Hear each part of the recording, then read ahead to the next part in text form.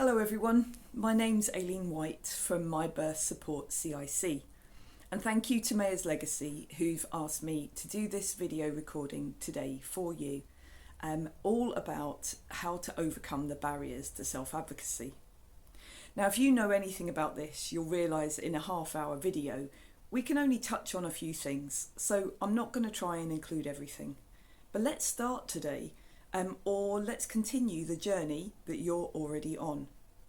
Now there's loads of barriers to self-advocacy for parents, and it could be that we do a whole video about that, but that's not very hopeful, is it? That doesn't actually help you today. So I wanted to pick a few things that we could look at today and some practical ways to do it. To start with, a lot of people think that what we really need to do is to know ourselves, to know our environment, to know lots about birth and parenting, to know lots about who we're talking to and what we're dealing with, to know our rights. Now these things are really important to know, you're right, but there are different kinds of knowing. We can know with our head and our thinking and our logic. We can learn facts and figures and prepare. But actually, in birth and parenting, it's also really important to develop an understanding of knowing here in our gut or our heart or just in our senses.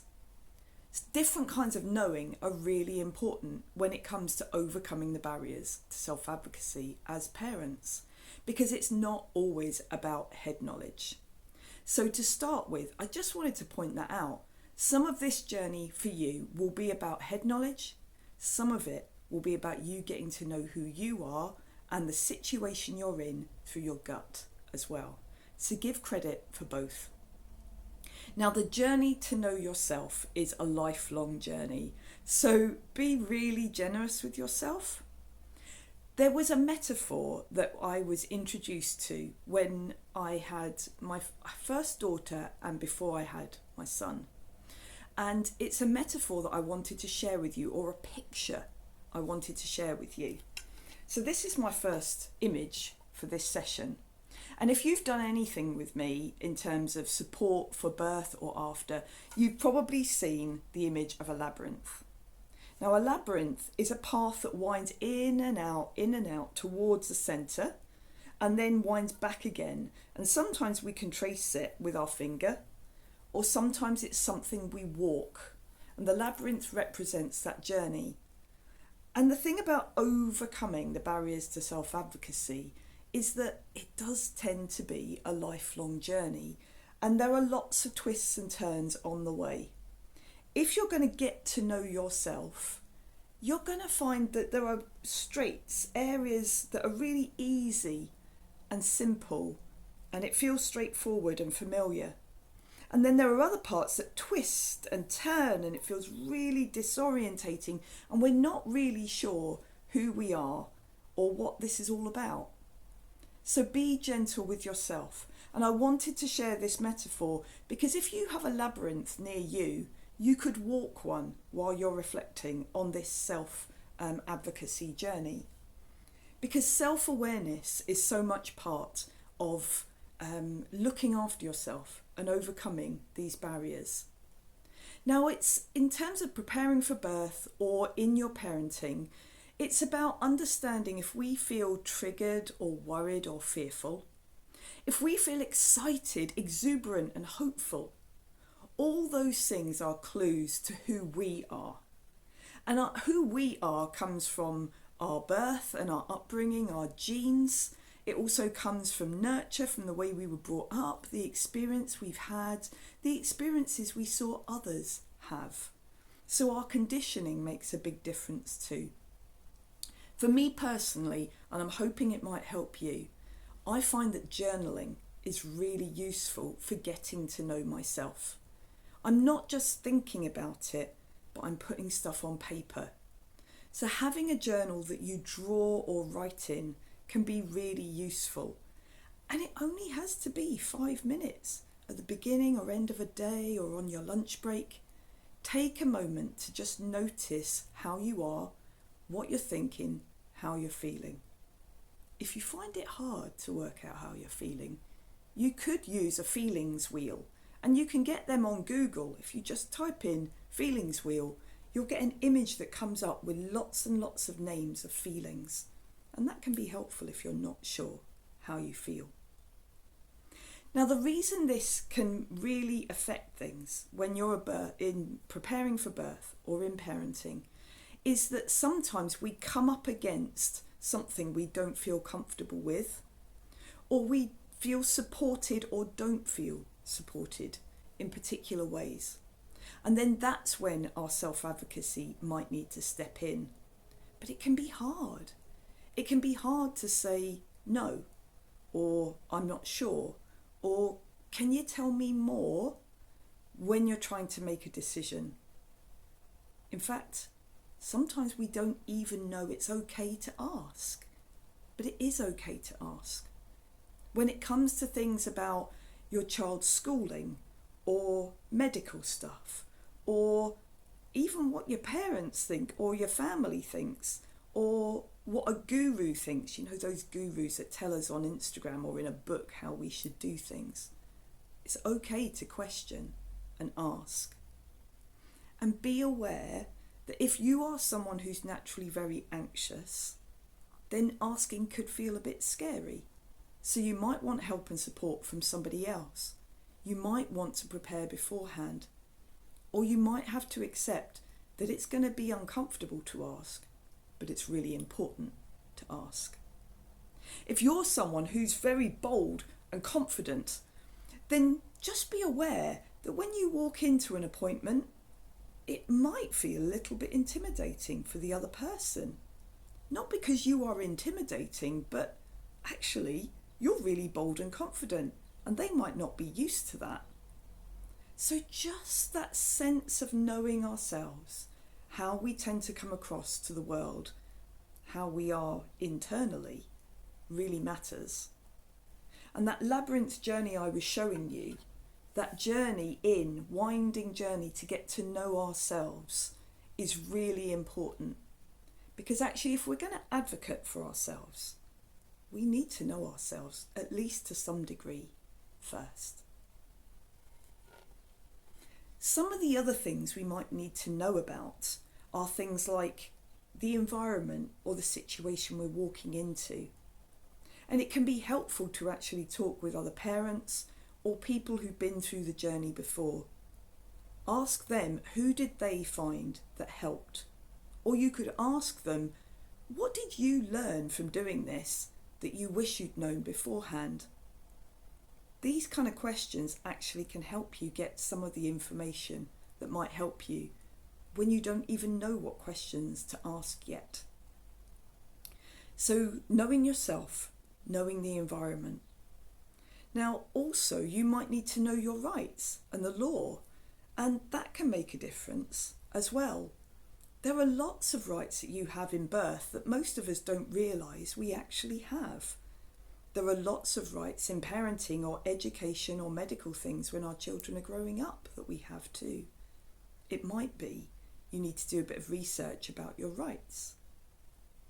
Something else you might want to bear in mind is if you're going into an appointment with someone and you're not sure if you're going to have to stand up for yourself and use those great self-advocacy tools, is to prepare who you're going to be seeing. Because to know who you're seeing makes a difference. Here's a story to give you an example. If you're preparing for birth and you go and see a consultant, be aware that every day a consultant works with the people who are most ill, most vulnerable, most at risk. So when you talk to them, it's really normal that they will say things like, in my opinion, X, Y, and Z. Because in their opinion, they're working with the most at risk, the most serious cases, the most dangerous situations. If you talk with a midwife, they're probably going to say something different. In my experience as a midwife, sorry, not me, hypothetically, in a midwife's experience, X, Y, and Z is normal. and it will be very different. And if they're a midwife who works in the hospital or works in the community, it will be different again. So just be aware of who is it you're speaking to. And when they talk from experience as well as policies and procedures, be aware that they're going to come to you with those experiences and have slightly different opinions. And that's normal. It's just looking at the same thing from their different perspectives. And it's really important that you feel free to look at things from your perspective too, because your perspective matters. So that's one of the first things, to know, remembering it's head knowledge as well as heart and gut knowledge. To know yourself more, remembering it's a lifelong journey. To know something about the environment or the situation you're walking into. To know who you're talking to. To know something about your birthrights. Now, something I'd say just to round this little bit up about knowing is be gentle with yourself. You can't know everything.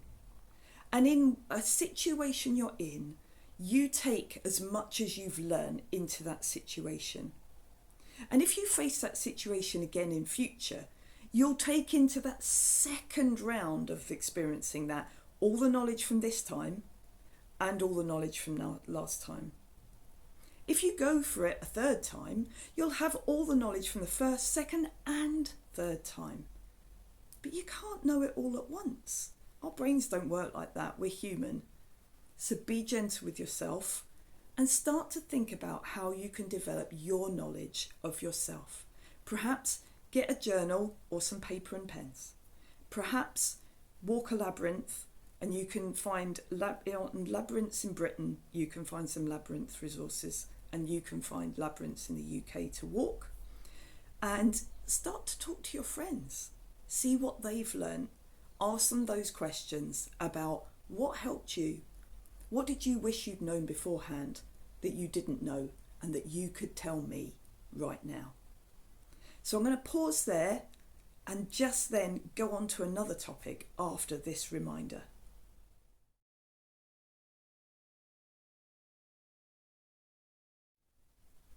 So the next thing I want us to consider is about how we decide. So we talked about to know, we're now looking at to decide. Another part of self-advocacy is understanding that we do have a choice. We do have a say, that our needs matter, and it's okay in some different ways to stand up for what we need, to ask for what we want. That might be in a letter, verbally, over the phone.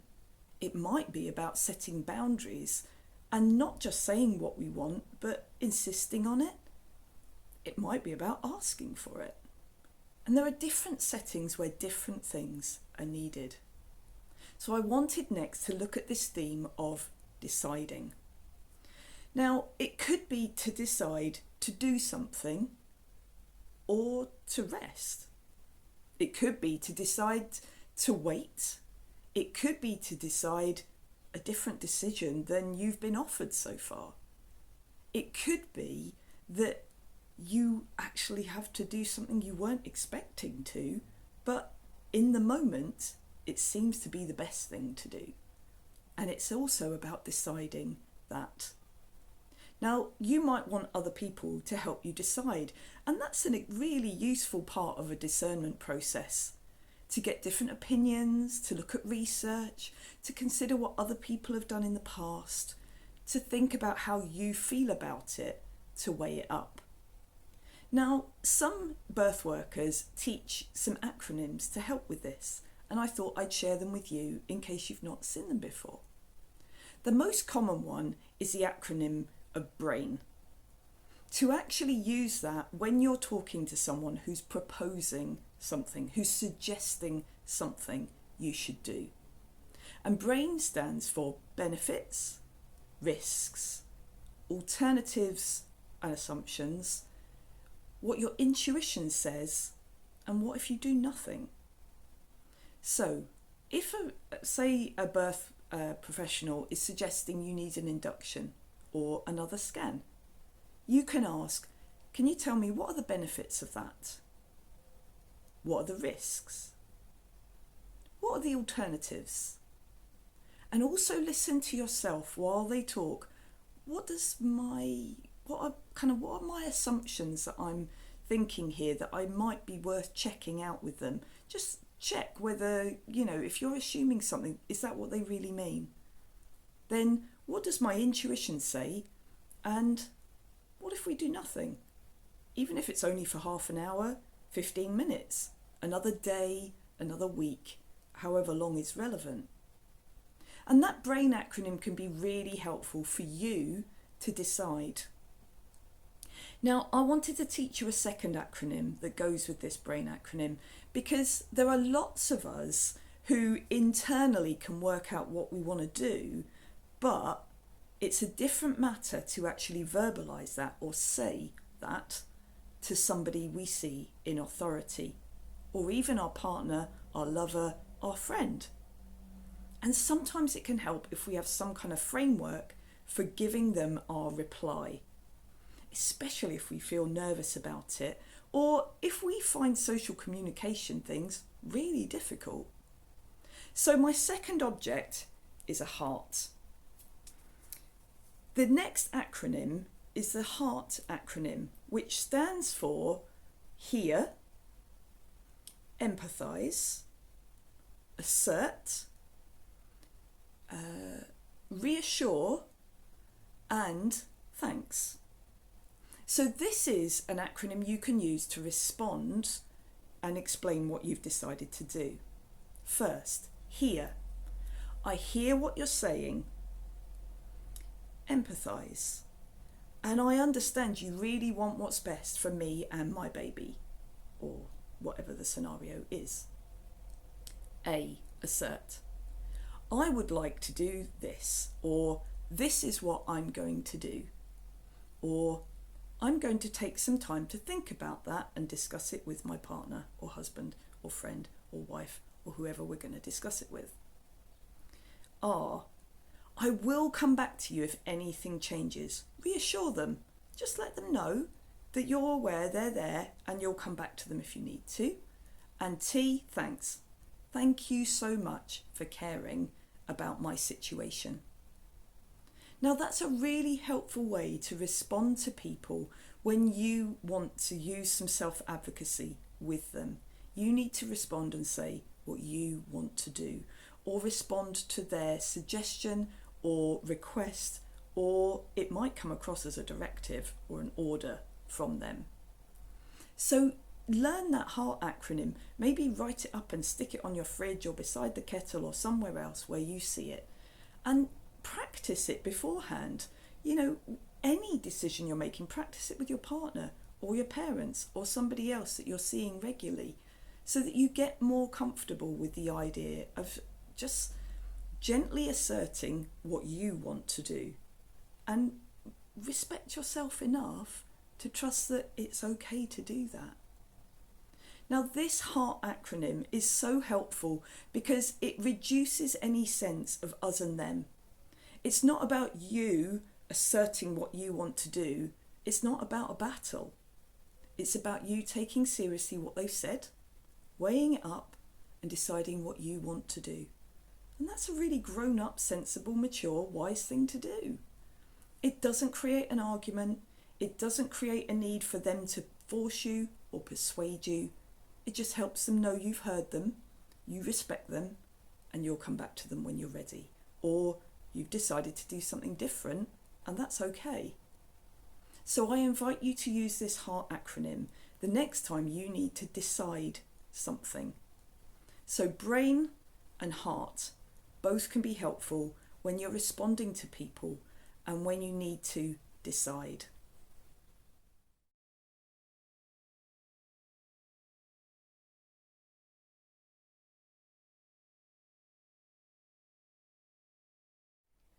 So I've got a story for you that links this theme of to decide and my next theme as well, which is to be flexible. In my pregnancies, I've had unexpected things happen. In fact, that's totally normal. You see, pregnancy and birth can't really be controlled.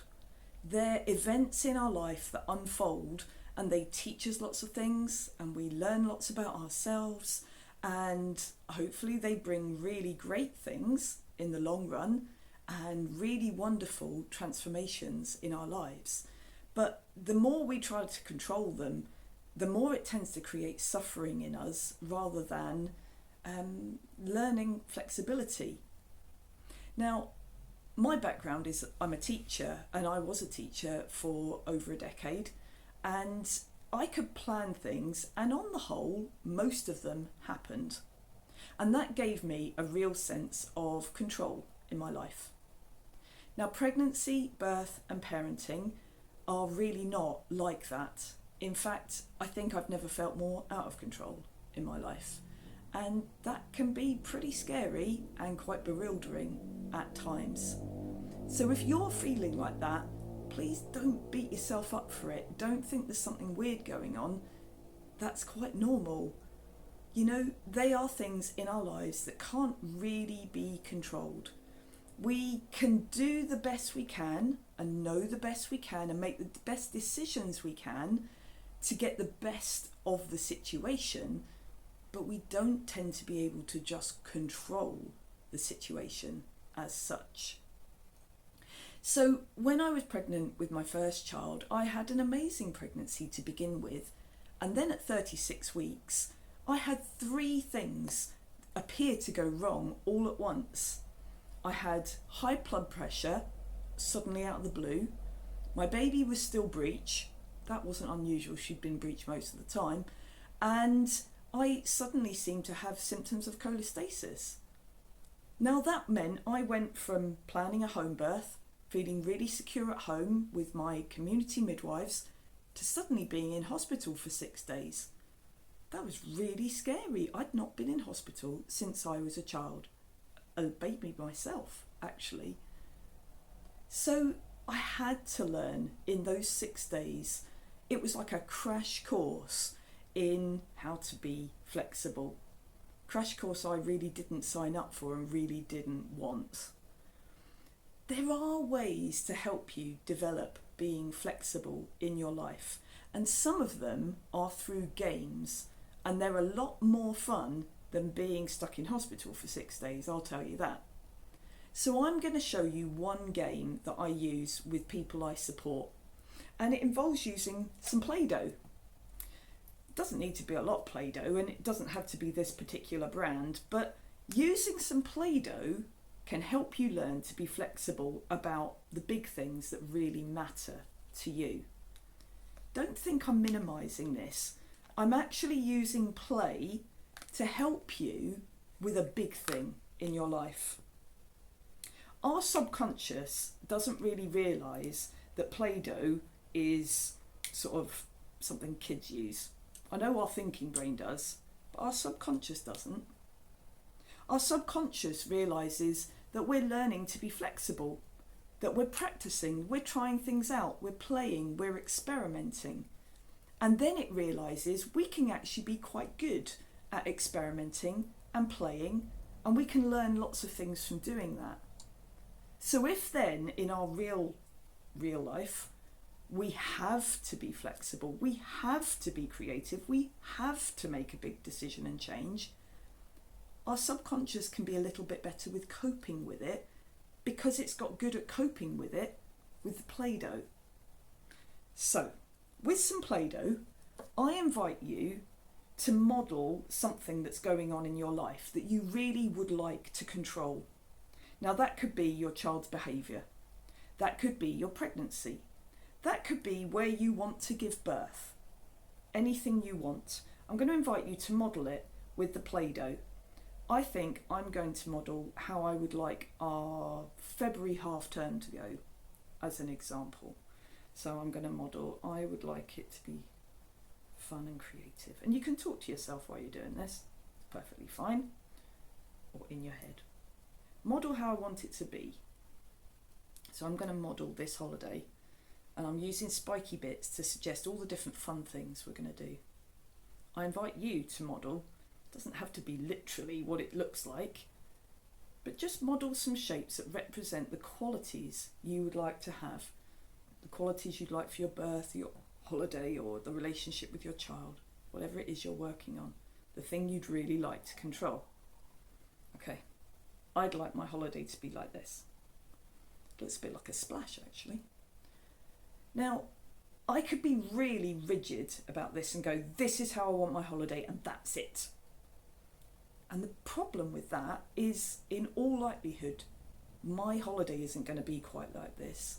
And if I'm really rigid about it, then it's likely to hurt and cause suffering when it isn't the way I want it to be. So I'm now going to use the Play-Doh, which isn't rigid, to mould a slightly different version of my holiday. And I'm going to invite you to mould a different version of your situation. If needed, to begin with, just change 1 or 2 bits. Don't feel like you need a whole remodel. But let's say we get ill and we can't do all those things. So I'm folding up a whole load of those exciting splashy bits. Okay, let's say that actually I can't do even that. Let's say I can't even do 2 of the things I wanted. Let's say we're really ill for the holiday, and let's say what I'm going to have to do instead is actually mould a situation that's encircling, comforting, hugging, because we're poorly. Perhaps my holiday's going to be a bit more like this. What about your model? How is it on your model? What have you had to change to be a little bit more flexible? Okay, when you've done that, and you can pause the video between these models if you want to have a bit more time, try again, a third thing, a third way my holiday might be. Actually, I quite like those hugs, so I'm going to keep some hugs in there. I think hugs are going to be good regardless of how my holiday is, so I'm going to keep some of the hugs, and I'm going to, let's say my child just wants to read and rest, so I'm going to have a flat bit for reading and resting, and then maybe I'm just going to have a couple of spiky bits. Maybe in the afternoons we'll go and do something fun. So there's hugging, there's resting, and there's a couple of creative bits. What about your design? I wonder what yours is like. How have you changed it a third time? Now, I'm getting a bit more flexible about my holiday now. I'm not insisting that it's full of spiky, exciting stuff. And I realise I actually quite like the hugs and the rest. So I've put them in. Let's say this can't happen and a 4th thing needs to be possible. Maybe I want to completely rework it. I wonder what my 4th idea would be. What's your 4th idea? Using the Play-Doh to mould and discover a whole load of different ways our circumstances could be is actually a really helpful way of developing flexibility. It's fun, it's a bit silly, it's a bit playful, and actually the more fun, silly and playful we can be with our situations in life, perhaps the easier it will be to cope when they don't quite go to plan. So I invite you to keep playing with your Play-Doh to develop that ability to be flexible. So we had to know, to decide, to be flexible. Now, I told you a little bit about that birth story, didn't I? That suddenly at 36 weeks I had all 3 of these conditions, and they didn't go away really, even with medicine. And that meant we had to work out what we knew about me and the situation, what we decide to do, and we definitely had to be flexible. And what ended up happening after 6 days is I got to see some people in labour, and I'd always been scared of seeing people in labour, and it really helped me to see how women coped and how birthing people coped in labour, even though I didn't have to go through it. That helped me with my knowing of myself. And I was able to talk to my husband, and I was able to talk to friends and family and the birth professionals to know myself better. You know, when you're stuck in hospital for 6 days, you really do get to know yourself. Then we had to decide what to do. We did a lot of research so that we also knew our birth rights. We knew more about the conditions we had. We knew about what they were saying we should do. And we definitely used the brain and heart acronym. We used those things, and that helped us to decide what to do. And we actually decided, in my situation, we felt it would be safer to have a caesarean. Because if any of the interventions they were suggesting didn't work, they were going to suggest I had a caesarean anyway. And at the time, I was really scared of birth, and I felt safer in those situations to go for a caesarean that was gentle and family-centred, rather than to have lots and lots of different interventions that at that stage probably weren't going to work or could well not work. So we had to decide, and we communicated that to our healthcare providers, and we used the brain and heart acronym to help. And we definitely had to be flexible. All the things I'd been planning, I'd been hoping for a home birth. I'd got community midwives who were amazing, who were helping me. I'd got all the stuff packed for being at home. And there I was, 3 weeks before my daughter had an estimated due date, kind of getting ready for a caesarean. We had to be very flexible. So I'm hoping this video will help you, because there are all sorts of barriers that come up against us in terms of our self-advocacy. But to know, to decide, and to be flexible can be really helpful in navigating those difficult things. Now, there's one last thing I want to share with you before we finish. And this is something a friend made for me. And this is my bee. Again, if you've been in any of my sessions, you'll have seen the bee come up.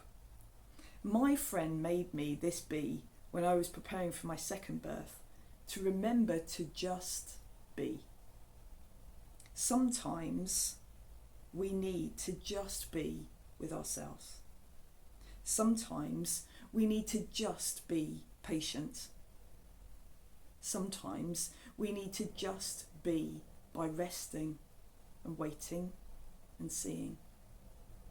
You know, birth and parenting stuff is hard. In fact, I think for me it's the hardest thing I'm going through, and it is a lifelong journey. So remember the be. Just be. Build times in to care for yourself. And I don't just mean a bubble bath and some flowers or chocolate or a night out. I mean things that really enhance your life. Things that really help you feel alive. A big part of self-advocacy is learning to just be in your own company, caring for yourself, looking after yourself. Because if you can look after yourself, you're going to be better able to look after the people in your family and those around you. So I wonder, what is it you really love? What are you passionate about? What brings you alive? And when you do it, you lose track of time. It makes life worth living. I invite you this week to do some of that. And when you're in crisis, to definitely do more of that. Because when we're in crisis, we need that self-care even more than at any other time. So I want to thank you for listening. Thank you to Mayah's Legacy for asking me to share today. This is just a couple of things. You know, there are so many more themes to barriers in self-advocacy, ways to overcome them, and you can get in touch with Mayah's Legacy or myself at My Birth Support CIC to learn more. Both of our organisations can help you in caring for yourself and your family through self-advocacy and self-awareness. So right at the end of this video, there are links to get in touch with us. Please do use them. my website is www.mybirth.org.uk. On there are some free podcasts that may well help you. Last year's series was all about support for afterbirth, the Afterbirth podcast series. And there are loads more ideas, similar and creative to what I showed you today, but loads more to share with you on each episode there. Also this year, there's a whole series coming out once a month of journaling guides. So if you're thinking, actually journaling might help me with my self-advocacy and self-awareness, have a go at some of those. They're really fun, and you can do them with your child or just yourself or your partner. Keep in touch, let us know how you're doing, perhaps feedback to this video and share it with others, and be compassionate with yourself. Remember, just be compassionate with yourself today.